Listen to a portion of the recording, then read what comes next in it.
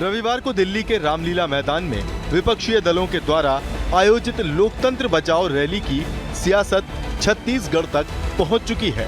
एक और जहां दिल्ली में राहुल गांधी ने लोकतंत्र को खतरे में बताया, तो वहीं दूसरी ओर अमित शाह ने राजस्थान में कहा कि जिनकी दादी देश में आपातकाल लगाई हो, उसे तो लोकतंत्र पर बोलने का अधिकार ही नहीं है। राष्ट्रीय नेताओं के बीच इन बयानबाजियों का असर अब सूबे की सियासत में दिखने लगा है। कांग्रेस की ओर से पीसीसी चीफ ने कहा कि लोकतंत्र का असली आपातकाल तो यही है, बीजेपी सत्ता का दुरुपयोग कर रही है। झारखंड में हेमंत सोरेन और दिल्ली में तो सीएम रहते केजरीवाल को गिरफ्तार कर लिया गया। लोकतंत्र में सबसे बड़ा आपातकाल तो यही है। भारतीय जनता पार्टी अपनी सत्ता का दुरुपयोग कर रही है। जिस तरह से झारखंड के मुख्यमंत्री को अरेस्ट करना, जिस तरह से दिल्ली के मुख्यमंत्री को गिरफ्तार करना और अन्य नेताओं को डराना धमकाना, विपक्षी दलों के खातों को फ्रीज करना, सील करना, नोटिस देना, कई दफ्तर को सील करना, ये वर्तमान में सबसे बड़ा लोकतंत्र का आपातकाल है, जो भारतीय जनता पार्टी सत्ता पाने के लिए किसी भी हद तक जा सकती है।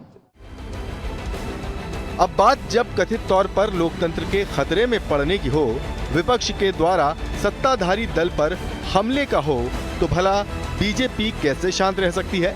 राहुल गांधी के बयान पर देश के गृह मंत्री के जवाब के बाद पीसीसी चीफ के बयान पर प्रदेश के गृह मंत्री विजय शर्मा ने पलटवार किया है। मीडिया से बात करते हुए विजय शर्मा ने कहा कि केरल में कुछ हुआ है क्या, तमिलनाडु में कुछ हुआ है क्या, जहां बीजेपी कांग्रेस की सरकारें नहीं हैं, वहां कुछ हुआ है क्या? जहां गड़बड़ी हुई है, कानून वहां अपना काम कर रहा है। वहीं आपातकाल को लेकर कहा कि कांग्रेस के हृदय का विषय है आपातकाल। इनके पूर्वजों ने आपातकाल लगाया था, इसीलिए उन्हें उस पर बात करके मजा आता है। केरल में कुछ हो गया क्या? तमिलनाडु में कुछ हुआ है क्या?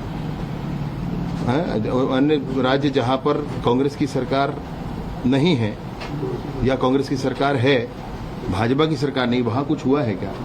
भैया जो गड़बड़ किया है उसके लिए है मामला। आपातकाल उनके हृदय का विषय है। एक्चुअली वो आपातकाल भी उनके पूर्वजों ने लाया था, उनको अच्छा लगता है, इसलिए वो बार बार ऐसा कहते हैं कि ये आपातकाल है। मसला ये है कि आपातकाल जो उस समय था जब जनसामान्य को जेलों में डाला गया था, जब लोकतंत्र को समाप्त किया गया था, जब नेताओं को जो जनता के काम करते थे उनको जेल में डाला गया था, जब पत्रकारों ने संपादकीय कॉलम खाली छोड़ दिया था, वो आपातकाल होता है भाई। अभी अगर कोई गुनहगार है उसको पकड़ लिया तो आपातकाल नहीं होता है, और इसको आपातकाल मानना है तो भावनाएं कैसी हैं समझ सकते हैं। लोकसभा चुनाव की तारीखें जैसे जैसे करीब आती जा रही हैं, वैसे वैसे जुबानी जंग तेज होती जा रही है। वो भी इतना तेज कि अब मामला आपातकाल और लोकतंत्र के खतरे में पड़ने तक पहुंच चुका है। बहरहाल आपातकाल और लोकतंत्र के इस सियासी जंग में जीत किसकी होगी, ये तो लोकसभा चुनाव का परिणाम ही तय करेगा। Bureau report, BSTV Chhattisgarh. नमस्कार, जवाब तो देना होगा। मैं आप सभी का स्वागत है। मैं हूं डॉक्टर अवधेश मिश्रा। देश की सियासत का असर अगर छत्तीसगढ़ में पड़ने लगे तो समझ जाइए कि छत्तीसगढ़ में भी जो सियासत है वो अपने चरम की ओर पहुंचने वाली है। दरअसल हुआ ऐसा ही कि रविवार को दिल्ली में विपक्षी दलों के द्वारा लोकतंत्र बचाओ रैली का आयोजन किया गया। उसमें राहुल गांधी ने देश के लोकतंत्र पे खतरा बताया, तो पलटवार करते हुए देश के गृह मंत्री अमित शाह ने राहुल गांधी को नसीहत दे दी कि जिनकी दादी ने लोकतंत्र पे खतरा लगाया हो, जिसकी दादी ने आपातकाल लगाया हो, उसे कम से कम लोकतंत्र में बोलने का अधिकार नहीं है। दिल्ली से राजस्थान के चल के बयानबाजी का दौर छत्तीसगढ़ तक पहुंचा। पीसीसी चीफ दीपक बैज हो या प्रदेश के गृह मंत्री विजय शर्मा, दोनों ने ही बयानबाजी करके इस पे एक दूसरे पे तंज कसा है। इसी विषय पे चर्चा करेंगे। 3 बेहद ही खास मेहमान हमारे साथ जुड़े। पहले मेहमानों का तारुफ आपसे करा देता हूं। बीजेपी की ओर से उज्जवल दीपक जी है, वरिष्ठ नेता है, प्रवक्ता है, बड़ी जिम्मेदारियों के साथ पार्टी में बने हुए। उज्जवल जी आपका स्वागत है। कांग्रेस की ओर से अजय गंगवानी जी है, वरिष्ठ नेता है, प्रवक्ता है। अजय जी आपका स्वागत है। बतौर राजनीतिक विश्लेषक वरिष्ठ पत्रकार आर कृष्णदास भी हमारे साथ है। कृष्णदास जी आपका भी स्वागत है। आप अविभाजित मध्य प्रदेश और छत्तीसगढ़ उस सभी की सियासत पे पैनी नजर आपकी बनी हुई है। अजय जी, मेरा पहला सवाल आपसे है, लोकतंत्र पे खतरा, देश में वास्तविक में आपातकाल यही है क्या आपको सच में लगने लगा है कि देश की स्थिति इस तरह से हो गई है कि आप लोगों का आपातकाल का भय या आपातकाल को याद आप लोग करने लगे? अवधेश जी 100%। देखिए कहीं ना कहीं पूरे देश में तानाशाही, अघोषित आपातकाल स्पष्ट रूप से देश की जनता महसूस करी है। देखिए 4 बिंदु स्पष्ट कर दूं। सबसे महत्वपूर्ण, देश के इतिहास में पहली बार 2 सिटिंग जो चीफ मिनिस्टर हैं झारखंड के और हमारे दिल्ली के अरविंद केजरीवाल, पहली बार ऐसा हो रहा है कि कन्विक्शन लागू नहीं हुआ है, मनी टेल कुछ साबित नहीं हुई है, उसके बाद भी उनको जेल में डाल दिया गया। क्योंकि लोकसभा चुनाव जीतने के लिए केंद्र की मोदी सरकार और भारतीय जनता पार्टी किसी हद तक जा सकती है, पहला उदाहरण। दूसरा देख लीजिए, सबसे पहले आज 2018 के पहले अगर किसी को अरेस्ट किया जाता था तो उसको बेल तुरंत मिलती थी। पीएमएलए में परिवर्तन किया गया, इस रखा गया कि जब तक कोई व्यक्ति अपने आप को निर्दोष साबित नहीं करता तब तक उसको बेल नहीं मिलेगी। आज मनोज सिसोदिया 1 साल से अंदर, सत्येंद्र जैन 2 साल से अंदर, अरविंद केजरीवाल अंदर। तो ये जानबूझ के प्रयास किया जा रहा है कि फिलहाल तो जेल में डाल दिया जाए जब तक वो निर्दोष साबित हो, और ईडी की कार्रवाई जानबूझकर सबमिट चालान करके 2 से 3 साल तक वक्त खींचा जा रहा है। दूसरी बात, तीसरा सबसे महत्वपूर्ण, आज लोकसभा चुनाव की जिम्मेदारी होती है चुनाव आयोग की। आज पूरे देश में चुनाव के 3 कमिश्नर होते हैं, आज 2 कमिश्नर के पद खाली थे। पहले चुनाव की प्रक्रिया क्या थी? 3 मेंबर होते थे, एक विपक्ष का नेता, एक प्रधानमंत्री और एक सुप्रीम कोर्ट का चीफ जस्टिस। आज से 3.5 महीने केंद्र की मोदी सरकार लॉ में परिवर्तन करती है, एक विपक्ष का नेता, दूसरा माननीय प्रधानमंत्री जी, तीसरा इनका यूनियन मिनिस्टर। आज उसकी जगह चीफ जो सीजे हैं उसकी जगह पे अमित शाह जी ने लागू किया। अब माननीय मोदी जी, अमित शाह जी ने अपनी पसंद के 2 व्यक्तियों को चुनाव के रूप में नियुक्ति कर दी। आखिर ये क्यों? आज सीधे सीधे चुनाव प्रभावित करने का प्रयास। तो ये महत्वपूर्ण दिख रहा है कि पीएलए में परिवर्तन, चुनाव में अपने लोगों को स्थापित करना, 2 सिटिंग चीफ मिनिस्टर को अंदर डालना। तो ये दिख रहा है कि आज कहीं ना कहीं देश में अघोषित आपातकाल है। ठीक है उज्ज्वल जी, 2 राज्य के मुख्यमंत्रियों को जेल में डाल देना, नियम कानून में परिवर्तन करना, आपातकाल को परिभाषित करने के लिए, मौजूदा समय में आपातकाल को परिभाषित करने के लिए पर्याप्त कांग्रेस मान के चल रही है। जवाब दीजिए। अवधेश जी, मैं भी भाजपा कार्यालय से आपके कार्यालय तक लगभग आधे घंटे में पहुंचा। रेडियो पे सारे गाने चल रहे थे, बेबाक कांग्रेस पार्टी का विज्ञापन भी चल रहा था। आज मैंने सुबह अखबार भी पढ़ा, सारे अखबार घर पे आए थे, उसमें मुख्य पृष्ठ पे कांग्रेस का विज्ञापन भी है, सारे अखबार छप रहे हैं। और अभी इस वक्त मैं आपके साथ एक डिबेट में बैठा हूं जहां कांग्रेस पार्टी के हमारे मित्र अपनी बातें रख रहे हैं। मुझे आपातकाल जैसी फीलिंग तो नहीं हो रही है। याद कीजिए वो वक्त 1975 का, 1975 छोड़ दीजिए, मैं आपको उसके पहले ले जाऊंगा। आप सबको और कांग्रेस के मेरे मित्र को भी एक किताब पढ़नी चाहिए, 16 स्टॉर्मी डेज, माननीय त्रिपुर दमन सिंह जी की किताब है। उसमें संविधान में जो पहला संशोधन हुआ उस पे 16 दिन की लगातार बहस हुई। उस बहस का ताना बाना, उस बहस में क्या क्या हुआ और कैसे संविधान के स्वरूप को पूरा बदल दिया गया, जिसे नेहरूवन जो क्रांति थी। आपको जान के आश्चर्य होगा कि राजद्रोह का जो कानून है इस संविधान में संशोधन से और मजबूत हुआ। फ्रीडम ऑफ एक्सप्रेशन की बात करते हैं कांग्रेस वाले, फ्रीडम ऑफ एक्सप्रेशन का जो कानून है इस संविधान संशोधन में पारित किया गया ध्वनि मत से। कांग्रेस की अंतरिम जो सरकार थी, अंतरिम चुनाव के बाद संपूर्ण बहुमत मिला था उनको। ये कांग्रेस पार्टी ये बात करती है लोग आपातकाल की, इनके कंसल्टेंट गलत हैं जो आपातकाल शब्द का प्रयोग कर रहे हैं। सारे गाने चल रहे हैं। माननीय विद्याचरण शुक्ला जी जो छत्तीसगढ़ के बड़े नेता थे, उन्होंने किशोर कुमार के गानों पे बैन किया था। पिक्चरें रिलीज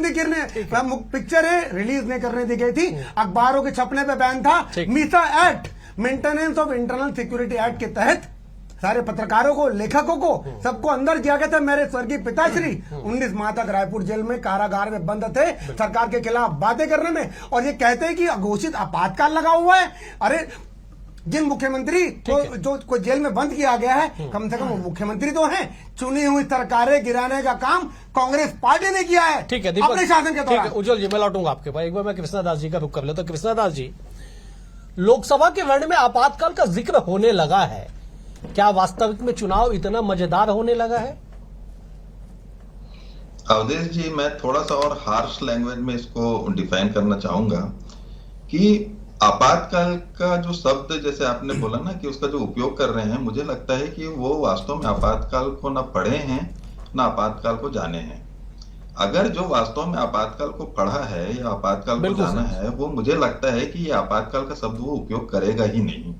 क्योंकि आपातकाल में देखिए वो ऐसी क्रूरतम घटनाएं हुई हैं कि केरल में करुणाकरन जी की सरकार थी, वो वहां पर जो विरोधी हैं उनके जो सीने के बाल थे उसको नोच नोच के निकाला गया, इतनी क्रूरता हुई है। तो हमको क्यों आपातकाल से तुलना कर रहे हैं, मुझे ये समझ में नहीं आ रहा है कि हम किस दिशा में जा रहे हैं। क्या उस आपातकाल से हम आज की कल्पना कर सकते हैं क्या? आज वही रैली देखिए अवधेश जी, जो आपातकाल की शुरुआत हुई थी वो जयप्रकाश जी ने जो रैली की थी दिल्ली में, वो रैली में पूरी ऑपोजिशन पार्टी एक हुई थी, वहीं से ये आपातकाल की जो चक्रव्यूह रचना चालू हुई थी। आज वही रैली आप देखिएगा 3 दिन पहले 2 दिन पहले दिल्ली में हुई है। क्या वो रैली हो पाती, संभव हो पाता? तो हम क्यों तुलना कर रहे हैं आपातकाल से? मुझे यही नहीं समझ में नहीं आ रहा है कि हमको जो वास्तव में जिस दिशा में जाना चाहिए वो उस दिशा में ना जाके हम आपातकाल की तुलना कर रहे हैं। देखिए प्रेस की लाइन काट दी गई थी, प्रेस तो छपे नहीं वो अलग बात है, बिजली के कनेक्शन तक काट दिए गए थे। वो एक ऐसा दौर था, और उस दौर को क्यों अभी विपक्ष की दल उसका स्मरण कर रहे हैं या लोगों के बीच में वो लेके जा रहे हैं? तो ये क्या उनको फायदा होगा या नुकसान होगा, ये तो वही जान सकते हैं।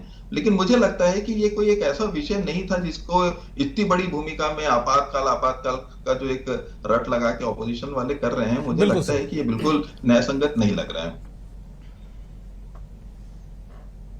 बिल्कुल सही। अजय जी आपका रुख करता हूं। अजय जी, एक राज्य के मुख्यमंत्री अरविंद केजरीवाल की गिरफ्तारी, हेमंत सोरेन इस्तीफा दे चुके थे गिरफ्तार होने से पहले, एक राज्य के मुख्यमंत्री की गिरफ्तारी से आप पूरे देश की तुलना आपातकाल से कर देते। आर कृष्णदास जी ने बेहद गंभीरता से कहा कि केरल में क्या हुआ। उज्जवल जी ने कहा कि वो गाने सुनते हुए आए हैं, आज सवेरे अखबार भी वो पढ़ लिए हैं, अखबार आप भी पढ़े होंगे।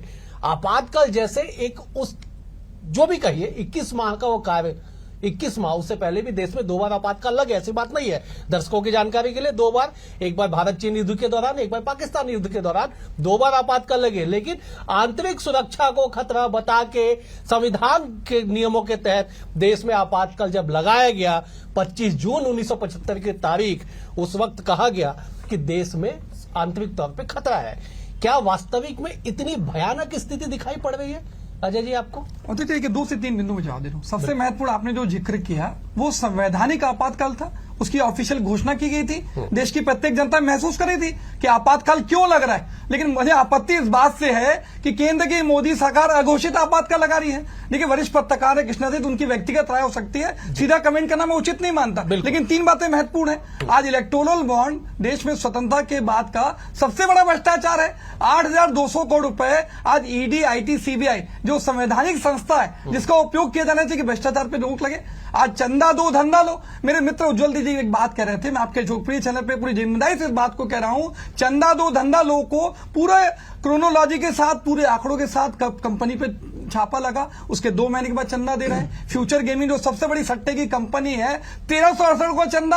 आज और तो छोड़िए, कोविड काल जैसे विपरीत परिस्थितियों में भी आपदा में अवसर खोजने वाले केंद्र की मोदी सरकार जो टीका बनाने वाली कंपनी है उससे भी चंदा वसूलती है। आज हम देखिए स्पष्ट कर रहा हूं, हमारी कांग्रेस पार्टी जो मुख्य समाचार पत्र है उसमें एक विज्ञापन जारी करना चाह रही थी, चंदा दो धंधा लो, सारे आंकड़ों के साथ जो स्टेट बैंक ऑफ इंडिया ने पूरे देश में आंकड़े घोषित किए, जिसको चुनाव आयोग ने अपने ऑफिशियल वेबसाइट में शेयर किया, उस आंकड़े के साथ हम जारी करना चाहते हैं। तो केंद्र मोदी सरकार के दबाव के, उनके तानाशाही के चलते, उनके डर के चलते, उनके प्रेशर पॉलिटिक्स के चलते हमारा विज्ञापन नहीं छपता। इससे बड़ा ऑप्शन क्या? देखिए सबसे महत्वपूर्ण बात कह दूं, हमारे जो खाते हैं उसको फ्रीज कर दिया जा रहा है। 93-94 पूरी जिम्मेदारी से कह रहा हूं उदय जी, 93-94 का केस इनकम टैक्स का 31 साल के बाद कांग्रेस पार्टी को 1700 करोड़ रुपए का इनकम टैक्स नोटिस देती है। क्या इसको उचित मानते हैं? क्या ये आपातकाल की घोषणा नहीं है? हमारे खाते फ्रीज कर देंगे, हमारे मुख्यमंत्री जो है विपक्ष के उनको जेल में डाल देंगे। ईटी, आईडी, सीबीआई के एक बहुत छोटा सा उदाहरण दे दूं आपको, प्रफुल्ल पटेल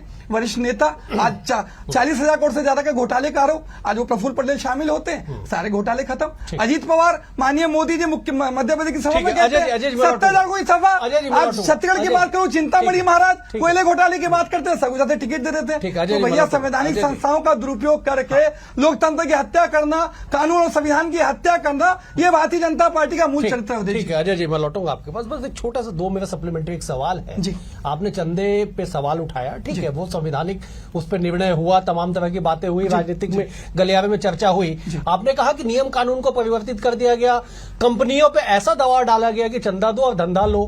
आप कांग्रेस को भी चंदा मिला, कांग्रेस से ज्यादा तृणमूल को चंदा मिला। आपने किसका गला दबा दिया?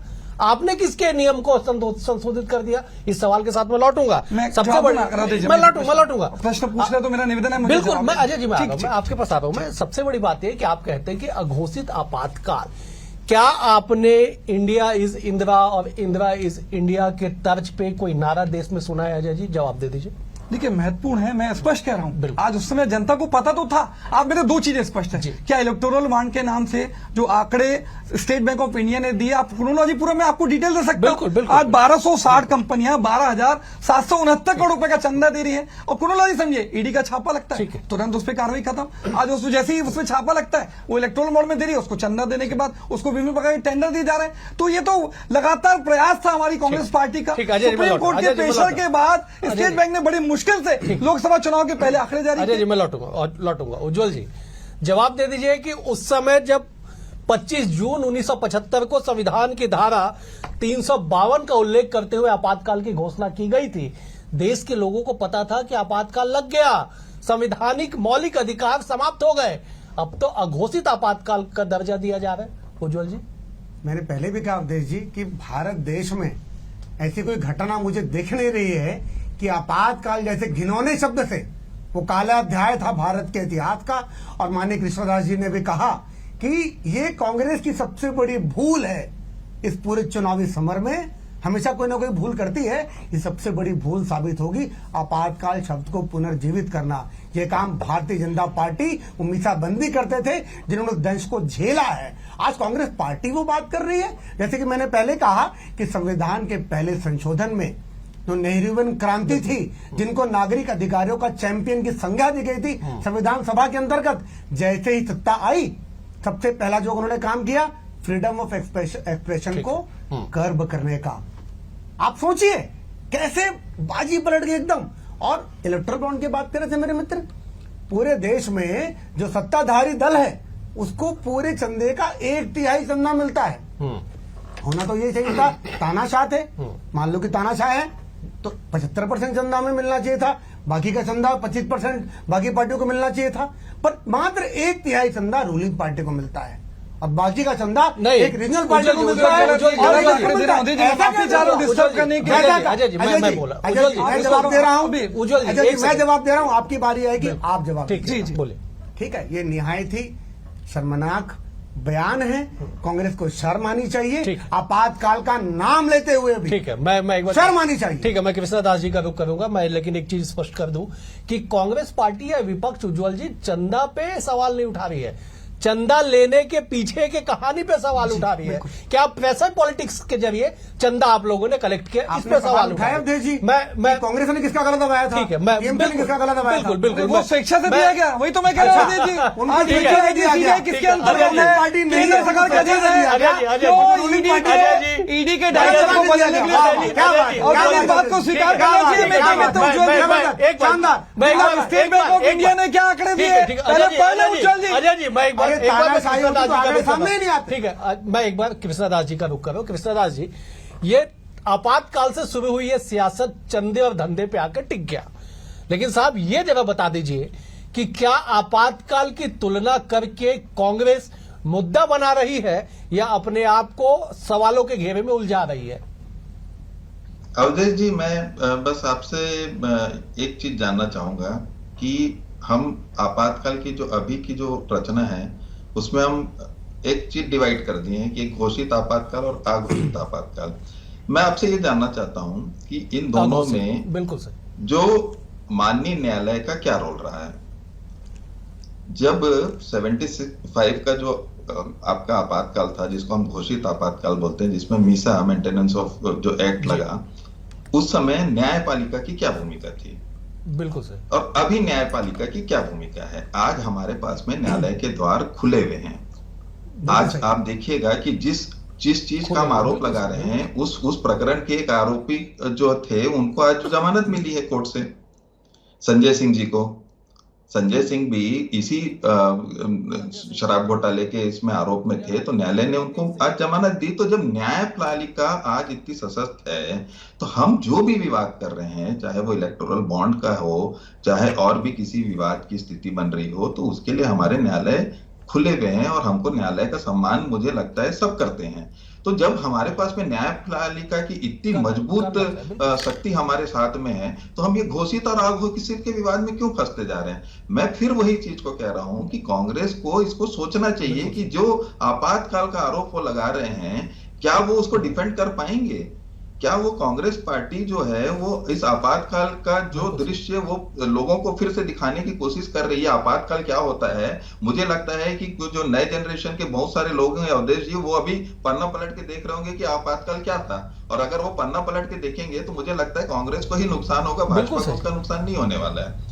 तो इसलिए मुझे लगता है कि कांग्रेस को एक स्ट्रेटेजिकली सोचना चाहिए कि जो इस मुद्दे को उठा रहे हैं वो उनको कितना इलेक्टोरल फायदा देने वाला है। जैसा आपने पूछा है कि लोकसभा में क्या इसका प्रभाव पड़ सकता है, तो मुझे लगता है कि कांग्रेस को एक बार इस पर विचार करना चाहिए।